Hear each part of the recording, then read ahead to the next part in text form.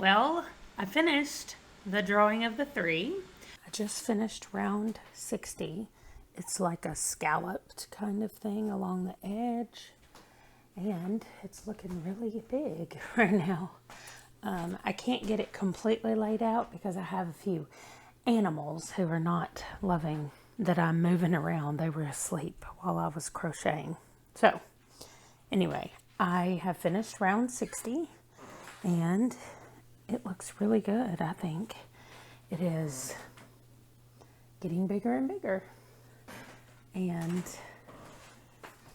the doggies have been sleeping, and now I got up and started moving around, and they got up and of course right on the blanket, which is why I can't spread it out right now any more than it is already. Okay, I just finished round 64, and I finished the drawing of the three. So here is what it looks like. I have spent the last few rounds, it happened to end exactly at the end of a round, but I've spent the last few rounds making these 9 all the way around. There are 9 of them, little bump things. I don't know, little round things. And so I guess we'll see what happens. But if you were here for the last video, that's when I did most of those crocodile stitches. And so I've done just probably 4 rows since then, maybe 5. So anyway, let's go discuss the drawing of the three and what's up next. You just saw how much of the blanket that I have done, and I couldn't decide how I wanted to do my updates with this one, mostly because this is not a standalone. This is part of the series. It's book 2 specifically of the Dark Tower, and so I didn't know how I wanted to go about talking about it. I had so many theories as I was reading, and I kept thinking, oh, okay, so that's what's going on with this person, and that's what's going on with this person. So first I'm going to just do a brief explanation of what it is, and then I'm going to pop spoilers up on the screen and do a spoilery review. So after the planes go by. As soon as the plane leaves, the dogs start barking. That is Skeeter. Nope, she's over there. And there is a window right behind the computer, and it goes all the way to the floor because I'm in a sunroom is where my office is. And so all of these windows, there are 3 of them in here, and they all go all the way to the floor. So the dogs can see everything around them. And so her bed is under my desk, and she lays there and looks out that window right behind the desk. And so she is constantly on alert for any squirrels or cars that might go by. She especially hates bicycles. I don't know. Anyway, weird things about the dog. That's not what we're here for. The drawing of the three is the second book in the Dark Tower series, and it is about Roland, who we met in the Gunslinger, and he is on a quest to get to the Dark Tower.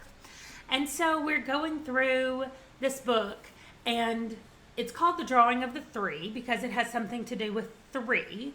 If you read The Gunslinger, you know that there's a certain part in there where the man in black kind of tells him about the 3.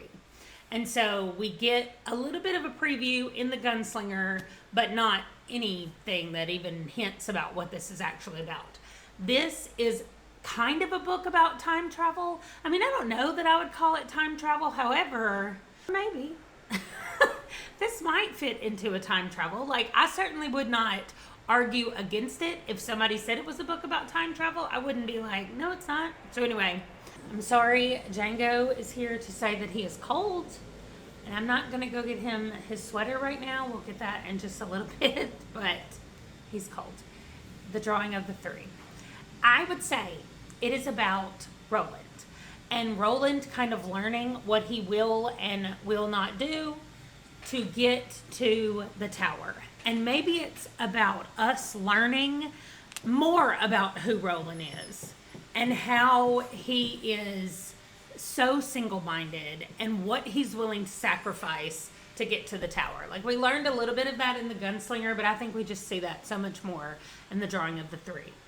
So if you have not read The Gunslinger or The Drawing of the Three. I highly recommend them. They are great books, and I'm excited to see what happens next. Okay, for the spoilers. Listen, here's what I want to know about the way Stephen King writes. Does he plot everything out ahead of time? Like, I've read On Writing, and it seems to me like he does not have the end in mind when he starts writing.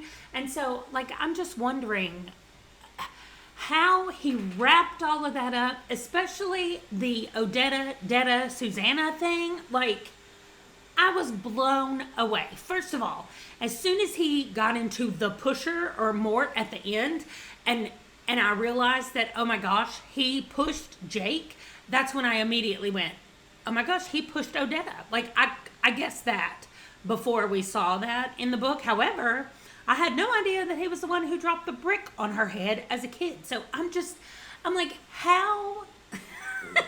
Like, Stephen King just blows my mind with stuff like that. Like, did he plot that out ahead of time? Or was he like, oh, I mean, like, all the way back in book 1, did he think, oh, the guy who pushed Jake, I'm going to also have him push one of the Drawing of the Three people. And then I know there's a whole book called The Song of Susanna, which has to be about her, right?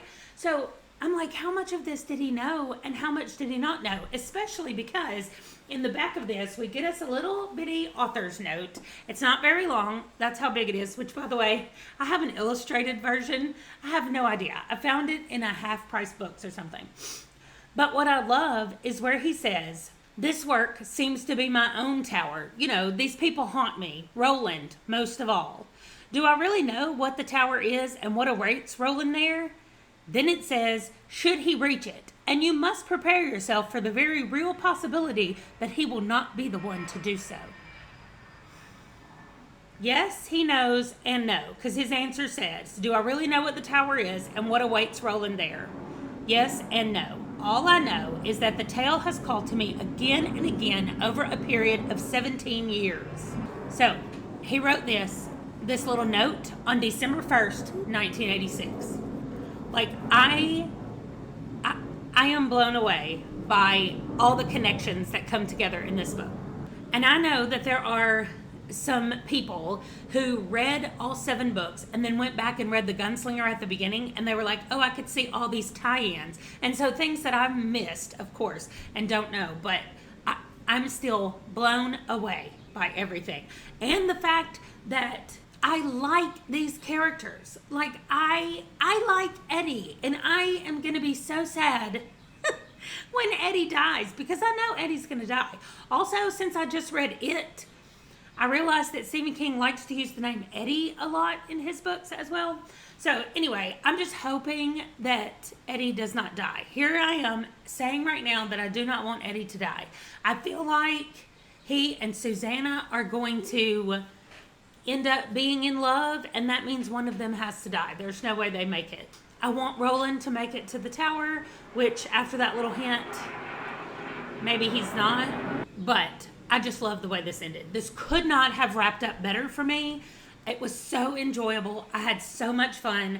I crocheted so much because I kept thinking, oh, I want to read The Dark Tower. I want to read The Dark Tower. So I kept going and crocheting. So my little experiment of crocheting with King is really working to get my blanket finished, because I won't let myself read unless I'm crocheting. So anyway, this one is done. That means the next book is The Wastelands.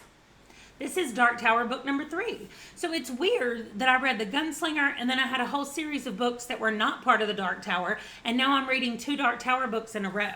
But this one, I'm not going to read the back of this, but I do know that we're still following Roland and some people from the Drawing of the Three as they make their way to the Dark Tower. So I'm excited about this next one and to get more crocheting done.